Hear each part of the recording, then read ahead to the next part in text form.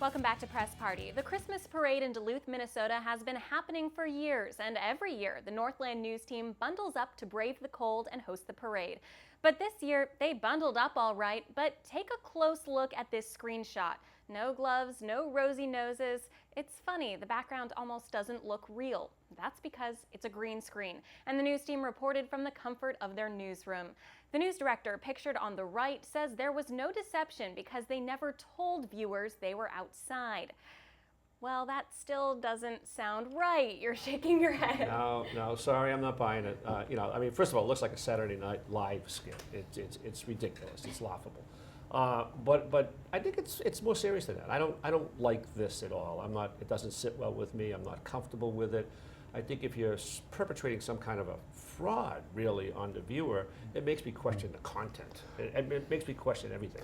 At one point this was necessary. Back in the 20s and 30s, people would broadcast baseball games by getting a ticker tape and, enacting as if they were there over the radio. We don't have to do that anymore. All you have got to do is put on a scarf and step outside. This is lazy. I don't like it.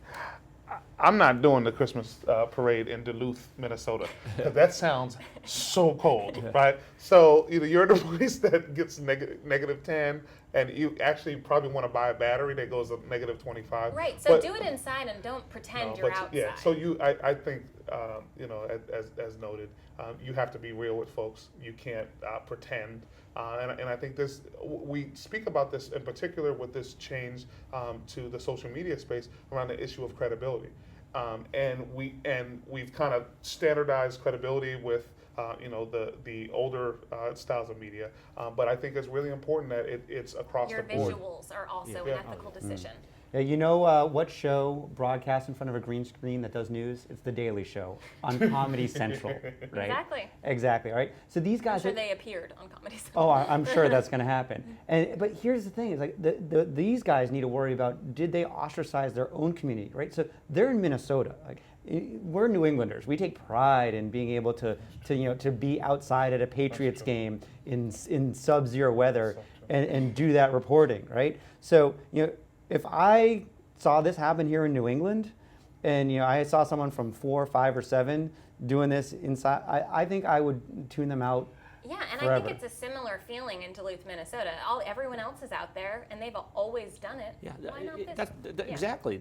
It would not have been okay to say we're inside and not try to pretend you weren't. You just don't do parades, particularly in weather like that, inside. You go out and you do the parade. Be one of the people watching the parade. This was wrong on every level. And they didn't even apologize. I mean, she had a pretty lousy excuse. Oh, we didn't say it. Yeah. I mean, don't you think they owe their viewers an apology? Definitely, and I think that the credibility component, one, you're going to lose credibility, and two, when you double down and try to justify it, that loses you even more credibility. Look worse, right? Any politician knows that, right? Exactly. They don't always show it, but they do know it. Right. And these guys are so out of touch with their audience. I mean, when you think about news reporting and weather and being outside, what you want is that guy that's out there that's getting hit by waves and the rain's coming this way. You want that, really? People they want to see that some poor soul who's out there in the middle of it.